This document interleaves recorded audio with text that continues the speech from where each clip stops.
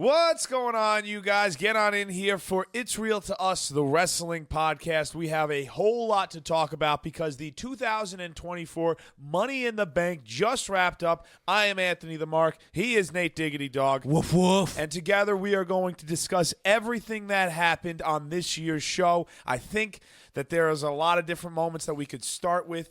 We were happy, we were sad, we were frustrated beyond belief, we were really sad at some points. So instead of jumping from one thing to another, we're going to go chronologically as the show aired, which means we're going to start with the men's Money in the Bank ladder match. Nathan, Drew McIntyre walked away with the Money in the Bank briefcase. Of course, we know he would go on to unsuccessfully cash in on the same night, lose to Damian Priest in the World Heavyweight Championship match later on, which we'll talk about.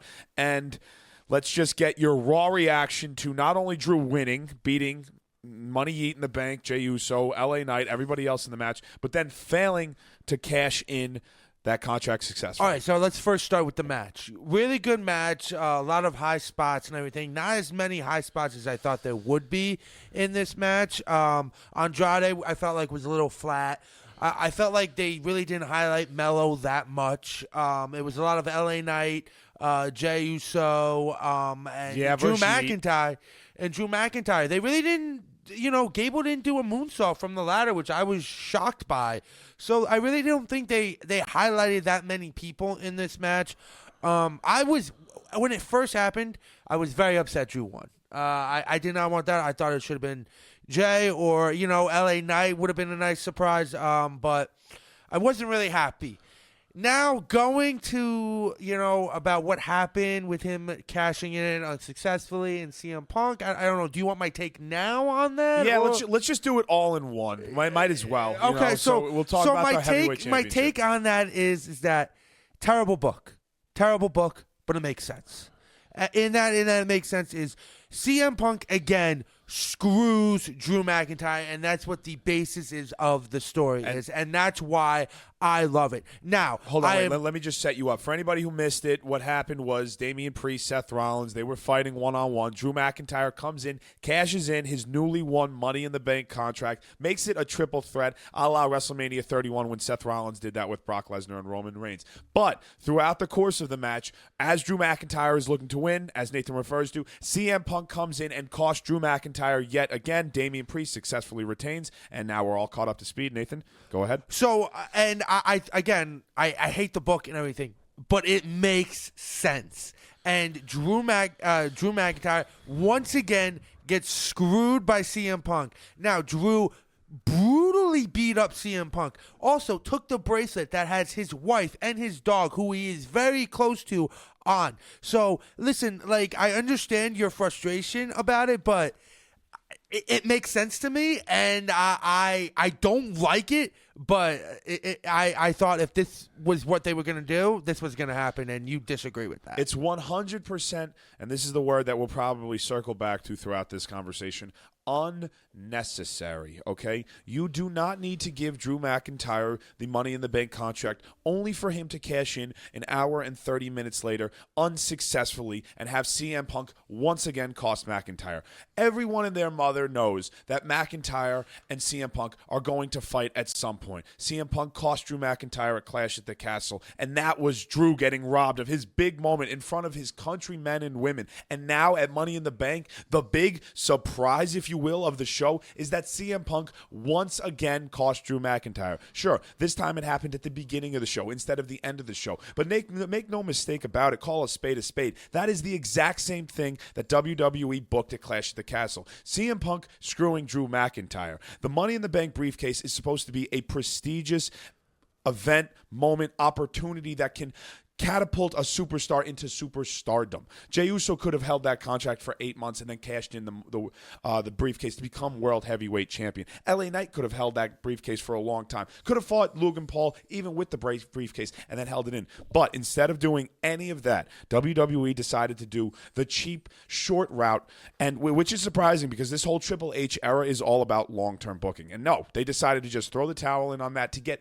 more heat for the CM Punk Drew McIntyre feud, which in my opinion, didn't need any of it, Nathan. It didn't need any of it, but again, it makes sense to the story. And also, my question is, Drew, it's unnecessary. Drew, okay, but my question is, Drew wins the Money in the Bank. When is he facing CM Punk? Also, if he does cash in right there and then wins the world title, you're not getting CM Punk at SummerSlam, which is probably what we're going to get now, CM Punk and him at SummerSlam. So if he's winning Money in the Bank, it made sense for CM Punk to screw him out of the championship for Money in the Bank because you're going to get this match at SummerSlam. Nate, you could have had a match between CM Punk and Drew McIntyre for the briefcase, a match that already has a whole lot of bad blood, and we'll talk about that. We probably won't, but there's a pay-per-view coming out, bad blood. CM Punk, Drew McIntyre will probably headline it. But you could have had a match between Punk and McIntyre for the briefcase. There was a multitude of storylines that WWE could have went with Drew as Mr. Money in the Bank that were all immediately flushed down the toilet because he decided to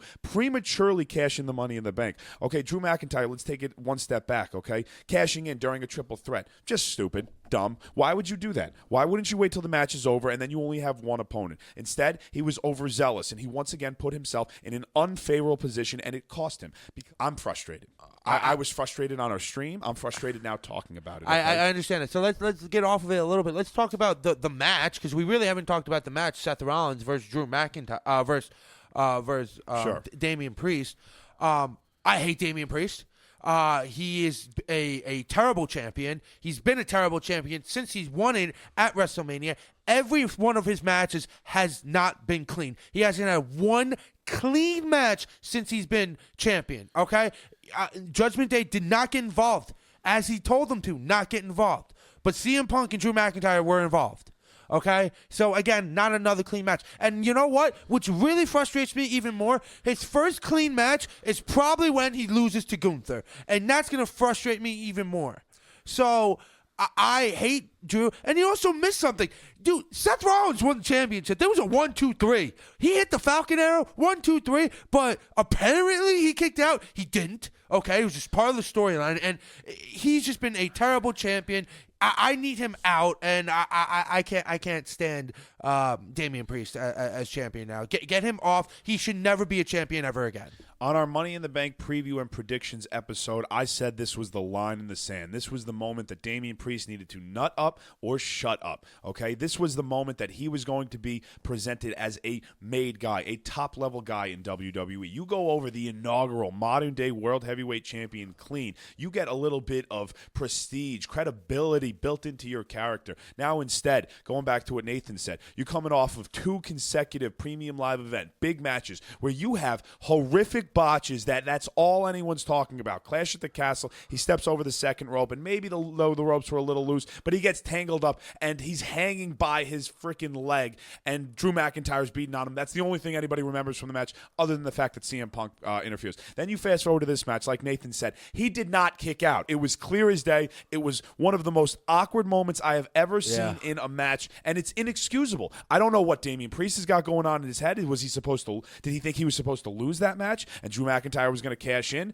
Whatever it was, you can't do that as the world champion. So Damian proved without a doubt that he is not ready and just not a top-level guy. And I have been trying to back him for the last week. Nathan knows that I was anti-Damian. He was growing on me. I have unfortunately have to close the chapter on the Damian Priest World Heavyweight Championship run because I just do not think he is a top-level guy at this point, and I think you saw every inch of that in this match. Yeah, and I'm excited because Gunther is going to kick his butt. We're going to have a new World Heavyweight Champion, and it's going to be Gunther. But I can't stand that he is our world champion. He's been our world champion after, like, he was just technically the second champion after the inaugural champion because Drew was the second champ after the if you want to get technical. Yeah. But you know, Seth had such a great run. What was it, like 7 or 8 months he had that title? He was fighting it week in and week out. And Damian Priest is just stinker after stinker after stinker and has not had a good match. You know, he's going to have the ring general Gunther, and Gunther never puts up a bad match, so I'm sure he's going to have a good match. And it's, again, like I'm reiterating, it's going to be his first clean match, and he's going to lose. Yeah. So I'm just frustrated with Damian Priest. I think we could have got a dream match in Seth and Gunther. which we're not obviously getting now. And also, I want to talk about this. After the match, Seth was pretty pissed off at CM Punk as well, getting into that feud. Could we see a triple threat feud somehow at SummerSlam that? At this point, we need Drew versus CM Punk one-on-one because of how much just history and bad blood between both of those wrestlers. I mean, for Christ's sake, WWE has made it a pivotal point in both of their last 2 premium live events to be like, hey, these 2 guys really dislike each other. CM Punk flew all the way to Scotland to screw Drew McIntyre. And then, he went all the way to Money in the Bank to make sure that McIntyre couldn't successfully cash in Money in the Bank. There are just so many things that are wrong with McIntyre winning Money in the Bank, cashing in premature, losing, Damian Priest winning, and especially in the ugly way he did. That whole we're gonna tie it into one segment, and I just think it's bad. However you want to slice it and dice it, Money in the Bank match. It's hard to have a bad Money in the Bank. It was match. Solid though. You have great competitors in it. Okay, yeah. Great spots. It's always fun. Drew McIntyre winning was a surprise. Jey Uso was the quote-unquote favorite. So is it great having a surprise? Yes. But it's also good to do it chalk. Like the women's Money in the Bank match was chalk. Great match. Could have been the best match of the night. Well, we'll get to the women's Money in the Bank match, but it just WWE. It feels like, at least, and this is just from our opinion. If you feel differently, drop in the corner or drop us your take in the comments. It feels like WWE dropped the ball on this one, and it feels like the worst booking decision in the Triple H era. I don't know if that's me being hyperbolic. I don't know if it's my initial reaction, but I was furious. I have never been more upset watching a wrestling match in my entire life, or that I can remember. Maybe when I was a kid, something that Edge did that was nefarious. But yeah, actually, Edge cashing in on Jeff Hardy really pissed me off to this day. But despite that, okay, I cannot remember a time when I was as upset seeing Drew McIntyre fail to cash in his Money in the Bank. So aside from that, obviously we know Drew McIntyre is heading to fight CM Punk. That is painfully obvious now. Damian Priest, Gunther, like you said. Seth Rollins, who knows? Is he going to be at SummerSlam, you think, now? He feels like the guy who gets lost in the shuffle in all of this. He's Seth Rollins. Obviously, they'll figure out something to do with him, but just all around disappointing from those 2 segments combined. It's a good Money in the Bank match, like we said, but because of the outcome of the World Heavyweight Championship match, it's not as good. It is taken down substantially, okay? 100%. Everybody's going to look back as the time that Drew McIntyre won Money in the Bank and be like, who cares? He immediately lost the briefcase. So true. That's what it comes down to. So true. It's the moment in time is ruined. Yeah. You're right. It's plain and simple. Plain and simple, and you're right about that. And I wish that weren't the case. I wish Jey Uso was money in the bank. I wish LA Knight had the briefcase. Chad Gable, Andrade, Carmelo, any one of them would have been better if they held the briefcase through the night. So many times WWE does this, and maybe it's because they have 2 Money in the Bank briefcases with the men's and the women's, where they're just like, okay, we're going to burn one of them up right away. It's because ever since they've done that, that's what they've kind of done. They always burn one right away. It's usually the women's. The women usually cash in right away. This year it's the men's, and who knows how long Tiffany holds it for, in all honesty. I think she's going to have a long reign. She might. I'm just frustrated. And I honestly haven't gotten over it yet. I'm All right, so you want to move over to the Intercontinental Championship match? Yeah, I think so. Let's just make sure we haven't missed anything. Drew, what the hell, man? Come on, dude. Like, you had to have known cashing in a triple threat situation would not have benefited you. Why wouldn't you wait till the end of the match? That's the thing that's got me the most frustrated. Well, maybe Drew thought that was the end of the match because he saw the 3 count like everyone else did. He's like, oh, the match is over. Let me go out. Yeah, you want to know what? That's the only thing that makes sense in this match. So with that being said, we'll go ahead. We'll move on. We'll talk about the Intercontinental Championship match, which was the second match of the night. Sami Zayn defended the IC title against the tenacious and ferocious Braun Breaker. Clean. He beat him. Straight up was the better That man. was shocking. That was shocking. Yeah. Triple H promised a lot of shocks throughout the night. That might have been the biggest shock of the night. The fact that Sami Zayn went over Braun Breaker clean in a very competitive match. Back and forth the entire way. About 14, 15 minutes. I loved this match. I don't really have many negative things to say about this match. I think that Braun and Sami worked great together. I wouldn't mind seeing them work together again. What about you? Having them work again, I would really enjoy it. Maybe we could get Ludwig or Sheamus involved in this feud as well. Maybe get a little triple threat for SummerSlam or something. But yeah, I enjoyed this match. I'm a big Sammy guy. You know, he's got the red beard. You know, someone else I know who has the red beard as well. Nate's been called Sami Zayn in our comment section. I have not seen that either. You got to go read our comment section. Everybody calls Nate you Sami Zayn. It's like once a day somebody refers to you as either Sami Zayn or Seth Rogen. Okay, Seth Rogen I've seen before. I have not seen the Sami Zayn one, but I'll send you a couple. Please do. But Sami Zayn, great match. Him and Braun Breaker were like you said, worked really well together. A couple of high flying spots for Sammy. Braun Breaker running the ropes, I mean, is just incredible to watch. What did they say? Like 20-something miles an hour? Yeah, 23 miles an hour, I think you said it, something like that. So just incredible. Braun Breaker is very athletic. I never realized how athletic he actually was. Mm-hmm. And Sammy winning clean, I mean, I'm shocked about that. Yeah. You know, because it seemed like they were pushing Braun Breaker to the moon. And this is Braun Breaker's first loss on the main roster. Yeah, you want to know what? And for one, I'm happy that it was Sami Zayn, the person who took Gunther's Intercontinental title reign, and this is a big win for Sammy. So I am happy that happened. Yeah, the longer I sit with the decision, the more I'm okay with Braun Breaker having his first loss, because everybody loses eventually. You can't have him be Goldberg and like go a 200, like however 160, or Oscar, whatever. Yeah, or Oscar. You can't have the undefeated streak. Okay, you just can't do that. Just a lot of people, you just don't do it. So getting him a loss early is fine. And I'd like to see him respond. I'm curious as to where this Braun Breaker character goes from here after dealing with a little adversity. So that'll be fun. Does he go to the back of the line? Does he get another chance at Sami Zayn? And honestly, hand up, I have been predicting Sami Zayn to lose the Intercontinental Championship for like 3 months now. Ever since he won the title. Ever since he won the title. You said every Premium Live event that he like defended it, you said he's losing. So my thought process was Gunther, longest reigning Intercontinental Champion of all time. I thought we were going to have a quick championship reign. Yeah, you were clearly wrong about that, my guy. And I told you can't have that. Nate, hand up.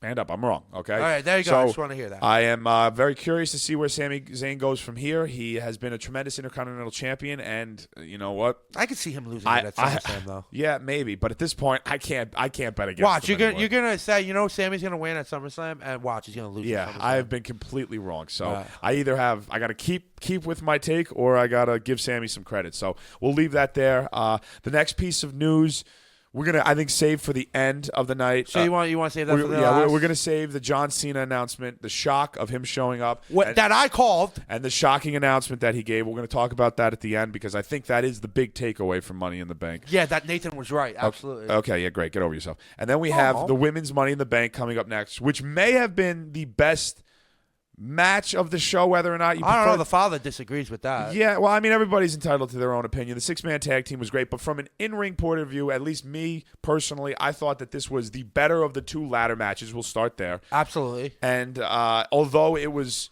maybe more predictable, I think that having Chelsea Green play a second fiddle in the match throughout the entire night was a great story. She was afraid of climbing up the ladder. Obviously, she's from Canada, so when she finally got atop the ladder, all of her home men and women, they were cheering for her. We want her, we want her, we want her. Tiffany sends Chelsea flying through the air through two tables, and it is officially Tiffy time, because she is the new Miss Money in the Bank, and I think that she is the right superstar to hopefully hold this briefcase for an extended period of time. Nate. Yeah, like I said earlier as we were talking, it was basically chalk. She was the favorite coming in, and she won it. But again, it was the most exciting match. A lot of great spots in this match. Definitely a lot more high flying spots in the women's match than there was in the men's match. What, you disagree with that? I feel like, well, it's not that I disagree. It's just I feel like there was a lot of high flying in the men's match too. There was a lot of springboards. Like Carmella was flying everywhere, Andrade. So that's not like the line I would choose as to why this match was better. I just think that it was everybody got a little bit more of an opportunity to shine in this match. I agree with that, because it felt like the men's match was top heavy, where the women's match they let everyone do their own thing. Yes, I agree. Chelsea did her thing, Naomi did her thing, Lyra did her thing. Tiffy did her thing. So everyone had their spots. What's her name? I'm forgetting her name. She's Shayna Baszler's girl. Zoe Stark had her little moment. So. Zoe Stark actually had a pretty nasty moment, which looked like she almost got a Oh concussion. yeah, well, you got hit with the ladder. So, but thankfully, it didn't seem like anybody got injured from either the men's or the women's match, and this was just a fun Money in the Bank. It was just a fun match. Yeah. A lot of good oh my god moments, a lot of good spots, and I just think it performed more than the men because again they got everyone involved. Where in the men's match, not everyone was involved. It felt like. I agree. So before we move on, let's talk about the implications of the women's Money in the All Bank right, go. match. Okay, so Tiffany Stratton, new Miss Money in the Bank. Bayley, the WWE Women's Champion. Obviously, Tiffany can cash in against whoever, whether that be Liv Morgan, Bayley. But let's keep it on SmackDown for the minute because the queen of the ring, Nia Jax, is buddy with Tiffany Stratton. So what happens in this scenario? Bayley loses the WWE Women's Championship to Nia Jax at SummerSlam. Does Tiffany Stratton try to cash in on her buddy, or do they form some sort of unit where they maintain power atop the SmackDown Women's division as champion and Miss Money in the Bank? I'm very curious to see what happens with those two moving forward. Well, I mean, you gotta, if there's an opportunity for you to cash in and become champion, you gotta do what you gotta do. I mean, being champion comes with the glam and the money and all that. So like, yeah, you could be buddy with Nia Jax because she's Nia Jax, but if you have the opportunity to become the best women wrestler, right now at that time, become world champion, you got to do what you got to do, my friend. Well, yeah, we'll see what happens, but I think that is a very fun relationship that I hope we see evolve over the next I think we will. Yeah, I think we will. That's the story. That's the money story Yeah, on absolutely. SmackDown Women's division going forward because Bayley, she's been okay as champion, but she's kind of been limping along since winning the title at WrestleMania. She hasn't really had that great of a match since the WrestleMania match. She's had solid matches, but nothing that goes and like... her defense, I mean, she defended against Piper Niven and who? Naomi and Tiffany Stratton in a triple threat match at Backlash. Yeah, and that wasn't even that great. No, it was okay. Bayley's run has been lackluster so far. So maybe Nia Jax and Tiffany Stratton can help bolster the women's division on SmackDown and make the story a little bit more appealing to watch going forward. I guess. I don't know, but I'm just saying Bayley has not been a great champion so far. She hasn't been. So maybe it is Tiffy time, or maybe Tiffy time will be sooner rather than later. So while we wait to see on the development of Tiffany Stratton and Nia Jax, their relationship and what that means for Bayley moving forward, let's talk about the main event. The 6-man tag team match featuring Cody Rhodes, Kevin Owens, and Randy Orton taking on the Bloodline, Solo Sikoa, Tama Tonga, and the in-ring debut of the Samoan assassin, Jacob Fatu. I know you're a big Fatu fan, so I'll let you just go ahead. What were your impressions of this match and Jacob Fatu? Okay, well, the match I thought was really solid. I thought there was a lot of good moments in it. Not as much storytelling as I thought there would be. The only real storytelling is obviously Solo pins Cody Rhodes, sets up a match probably for the WWE Undisputed WWE World Championship at SummerSlam, obviously that being the main event. But, Solo was all right. Was it Tua in there today? No. Tama was in there. Tama was in there. Tama would look good too. Tonga Loa got in there, and Randy was not in there that much. Randy just hit a bunch of RKOs. Yeah, so Kevin Owens got the crap beat out of him for like 30 minutes. Yes, he did. Jacob Fatu was incredible. Yeah. I mean, he's just so good. He's just he's definitely the best member of the Bloodline. Well, and I will not acknowledge Solo as my tribal chief because he didn't do anything. It was all Jacob Fatu. Jacob Fatu is the one who won them that match. Jacob Fatu. He's the one who took out Cody Rhodes. Then the Samoan Spike wouldn't have happened because he got Solo up. And also, he threw the referee in there. He doesn't throw the referee in there. There's nobody to count it. So he literally did everything for him. And Solo is the one we should be acknowledging. No, I acknowledge Fatu as my tribal chief. This was the in-ring debut, WWE-wise, for Jacob Fatu. And you immediately felt his presence when he was in the match. He was the X factor from start to finish. Reports came out before he debuted that WWE did not want to debut him in the Bloodline because they were worried he was going to overshadow Solo Sikoa as the tribal chief. Well, guess what? He has. He has overshadowed Solo Sikoa as the tribal chief. You heard Nate Diggity Dog acknowledge him as the tribal chief. So Is this a big win for Solo Sikoa? Absolutely. 100%. But is the bigger issue that Jacob Fatu is a larger and more imposing presence than he is? I think so. Absolutely. If you're WWE, people are talking about Fatu more than they're talking about Solo. And that is not a good thing. Now, is this going to, obviously, this leads to a match at SummerSlam, Cody Rhodes versus Solo. Well, obviously, everybody knows that at some point Roman Reigns will be returning, and he's definitely going to confront but you can't count on that. No, You don't know. I'm not saying you count on it, but I'm just saying, like, it is inevitable that the real Tribal Chief returns at some point, and we get a showdown between Solo Sikoa and Cody Rhodes. Solo Sikoa and Roman Reigns. But will that be for the WWE Championship? Because, as Nathan was just referring to, Solo Sikoa just pinned the WWE Champion Cody Rhodes, meaning a SummerSlam matchup between the two is inevitable at this point. So, could Solo Sikoa be the next WWE Champion? Oh, my God, no. Absolutely not. I mean, we're going to talk about it over the next month. It is a possibility because that match is going to happen for certain. No, it's a possibility. He's got that match. It seems like that's set in stone. That's what basically happened tonight, is that's set in stone. But I'm sorry, I'm taking Cody Rhodes in that. There's no way you could. You're basically going to start another storyline of the same thing that happened last year with Solo Sikoa now instead of Roman Reigns. That's basically what happens if Solo Sikoa wins this. Not really. It's Cody Rhodes' fight against the bloodline, and it's different because Cody was on the chase. Now he's defending against. It is. I understand what you're going for, but it is slightly different. Let's might as well have him win the Royal Rumble again for the third straight year and face Solo at WrestleMania. I mean, that's only if he were to lose. I don't think he's going to lose. I think in all reality, like in an ideal world, Roman Reigns returns at SummerSlam to set up, Sikoa, Reigns, maybe heading into War Games or just pushing their feud forward. But regardless of that, Cody Rhodes still the WWE champion. Obviously, the title wasn't on the line. And where does this new bloodline go from here? Because Sikoa do they get a new wise man? There's a lot of questions. Do they get a new wise man? Do they take any more members in? Zilla Fatu, who is Umaga's son, is still out there. He can debut at any moment. Will The Rock come back? Will Roman Reigns come back? You get Rikishi maybe as the wise man. I don't know how good of a speaker he is. But nevertheless, the point is the bloodline is still, to this day, one of the hottest stories and angles in all of WWE. And going forward, they are going to be a huge, imposing threat to Cody Rhodes and his WWE Championship. So that is a big match, a big win for them. Very entertaining match, too. I don't know if I said that yet, but I thoroughly enjoyed this match. I think that the six-man tag team match, the WWE Women's Ladder match, 1-2 for me. I'll have to, come back tomorrow and tell you exactly how I feel after I process everything. I think the Women's Ladder match was a lot better than the six-man. The six-man was so good, and it was a lot of spots. Yeah, it was a lot of fun, and they gave him a lot of time. The only problem I have with the six-man is that it felt like it was ended a little abruptly. And I didn't like how they did the ending.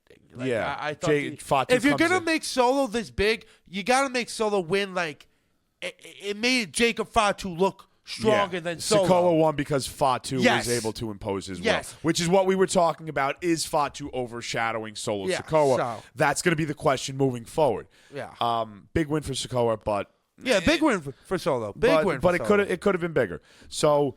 What did you think of Money in the Bank? You let us know the order of your matches. You can reach out to us on X, Instagram, and TikTok at It's Real to Us. Over on YouTube, we are at It's Real to Us 1. But before we go, the big takeaway from Money in the Bank was that we had a surprise appearance from John Cena. That I called. Congratulations, Nathan. That Nathan called. But unfortunately, I wish I didn't call it. Cena gave the WWE Universe a sad message. And that message, you know what? I don't want to say it's sad. It was a message that we all knew was coming eventually, and it's that he will be retiring in the near future. 2025, John Cena will be hanging up his wrestling boots for good. He will be stepping away from all in-ring competition. But even though that news is sad, with it comes opportunity, because it seems as if, because we just listened to the press conference, Cena spoke for 30 minutes. He hijacked the press conference after the show. I love that, too. I love that. He was like, I'm taking however long I need. I'm telling everybody my story. Ask anything. Ask anything. time is not an issue, despite however much like people want to speak to people in the back. And Cena pretty much said that he spoke to WWE, he spoke to Netflix, and he wants to be an instrumental part of the transition from cable television to Netflix for WWE. Meaning he is going to be, I don't know if it's a full-time wrestler, but he said 30 to 40 different appearances with a handful of matches in the mix. It seems like Cena's coming back for one legit final run. And Nathan, although we were very sad and maybe disappointed to hear that Cena had come to this decision, the more I'm sitting with it, it feels like the right time and opportunity. I think that's the word that we're gonna use, is that this is an opportunity for John Cena and the WWE. I'm disappointed. I mean, this is my childhood right here, dude. Literally ever since I started watching WWE, from what I can remember, I remember John Cena. So, like, it's very upsetting that to hear him retire. We got some of the details. So it sounds like it's going to be from January 1st to December 31st of 2025. Pretty much exactly when WWE moves to Netflix. Yeah, exactly. So he's going to be part of that new push with Netflix and everything. We didn't find out any of who his opponents are. No. What I was confused about when he was talking is like it sounded like WrestleMania was going to be his final match. No, it's just going to be his final WrestleMania. So that's what the press conference made a little bit more clear of. So we will see him maybe at Money in the Bank next year. We'll see him at the Royal Rumble, which he said we'll definitely see him at. He said Chamber. He said Mania. I think we're going to get a year of Cena as maybe not a full-time competitor, but a lot of John Cena. You know, I think he came back when he did the Summer of Cena, a couple of years ago. Yeah, was that last year? No, that wasn't last year. I think that was when he fought Roman Reigns at SummerSlam, which was like 2021, I think. Yeah. But nevertheless, he's going to be back for an extended period of time. And that, it opens up the door for possibility when it comes to opponents. Nate and I both thought of Randy Orton right away. Randy Orton would be a great of the history they have together. But Cena himself said that there are no opponents set. He is very much open to telling a story. It seems like he's coming back to try to do something impactful for one last time. You saw the shirt. It said, you can't see me, or for the last time, or my time is up, or my time is now for the last time. We my saw time that. Is now. That was the thing. I was like, what is going on? A single tear in my eye, because as Nathan said, this guy was our childhood, and whether you loved cheering him, whether you loved booing him, there is no denying that John Cena is a polarizing character in WWE. Then, now, and forever. I mean, you could argue, but it's very hard to argue that he's not the GOAT of WWE. So.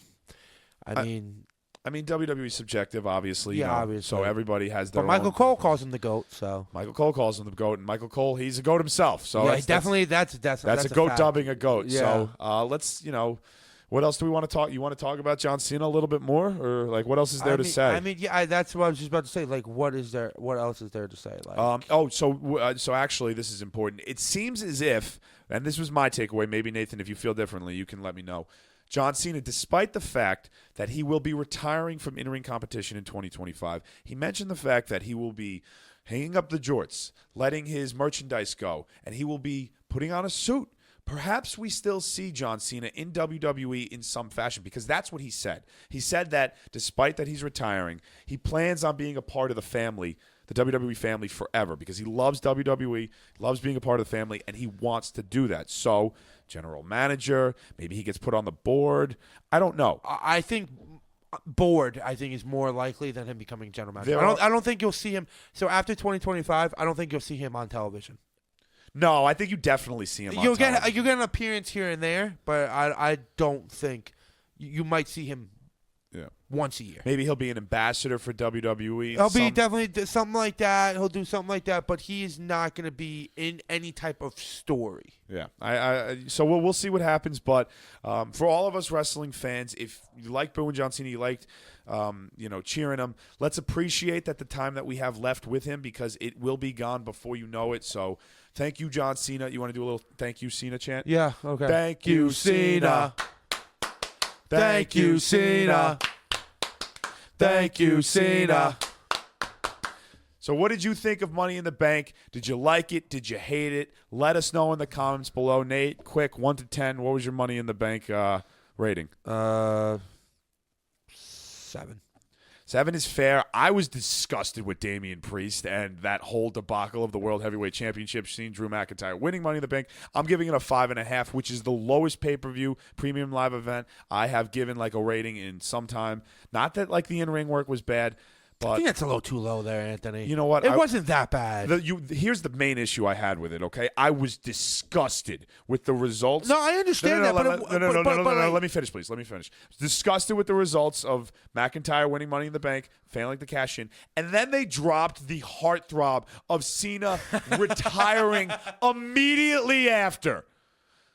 That is a 1-2 punch my stomach has still not recovered from. And because of that, 5.5. 5.5. I'm sorry. I'm sorry. 5.5. All right, so let me ask you a question. If it was reversed, they did that match for they did Cena retiring first, then that match? 4.5. Stab. You know, the positive thing with John Cena is that you get a year out of him. And Thank God. In some form or fashion, he will be involved with the company moving forward. Oh, yeah. Well, you knew that, too. Yeah, so because of that, you think we get a maybe a silver lining. Maybe not a match, but maybe another like Taker Cena moment?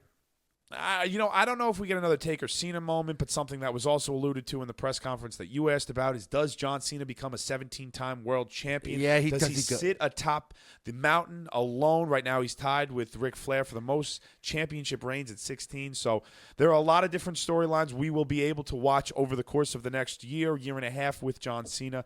And although it might feel like a sad moment, I'm going back to what I said before. This is an opportunity.